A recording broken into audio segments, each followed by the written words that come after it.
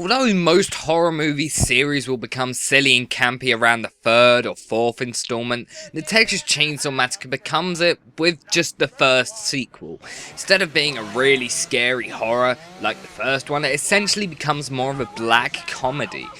This has been criticised by the critics and a lot of the fans. Me, however, I thought it was pretty good. No, it's nowhere near as good as the first one, but if you go into it expecting a comedy, and if you try not to take it seriously, you'll probably enjoy it. I mean, what were people expecting from a film that's poster is literally a parody of the poster from The Breakfast Club? Like the first film, this one had a lot of trouble getting past the BBFC, the British Board of Film Classification. Unlike the first film, it wasn't banned, but they were told that over 20 minutes of the film would be cut for it to even get a release of an 18, the highest rating possible. It did eventually get a full uncut release though. I don't know why they were told they had to cut it. It isn't really that violent of a film. But here in the UK, the BBFC have always had problems with violence. Well, not so much nowadays, but they certainly did before. I wasn't really a fan of the Leatherface they portray in the film. He's less of a super scary villain and more of a dunce with a chainsaw.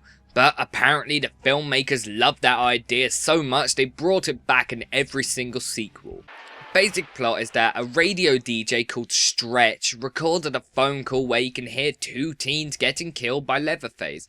She keeps repeating it on the air, hoping her police officer friend played by Dennis Hopper would hear it. But Leatherface and a character called Chop Top come along to basically kill her and stop the tape from getting out. Leatherface instantly falls in love with her and lets her go. Well, that's after having a really fucking awkward dry humping scene with his chainsaw. Then Stretch follows Leatherface and Chop Top back to their secret hideout. She accidentally falls into the hideout and is found by Leatherface. Leatherface agrees to hide her, but she's eventually found by the family. Then Dennis Hopper comes in with his 3 chainsaws to save the day. I mean, Dennis Hopper just goes insane. He even has a chainsaw duel with Leatherface. I mean, that alone is worth watching this film. The characters in the family are still as creepy as they were in the first film. Chop Top is a Vietnam veteran who has a metal plate on his head which he keeps picking skin from with a top coat hanger. Also there's Drayton and the grandpa who both returned from the first film. They aren't as creepy as they were in the first film, but they're still pretty weird. Leatherface doesn't really get many kills in this one, which is kind of disappointing.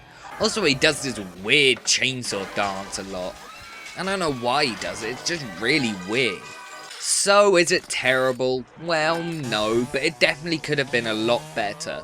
Oh well, at least it's better than the other sequels. I give it a B-.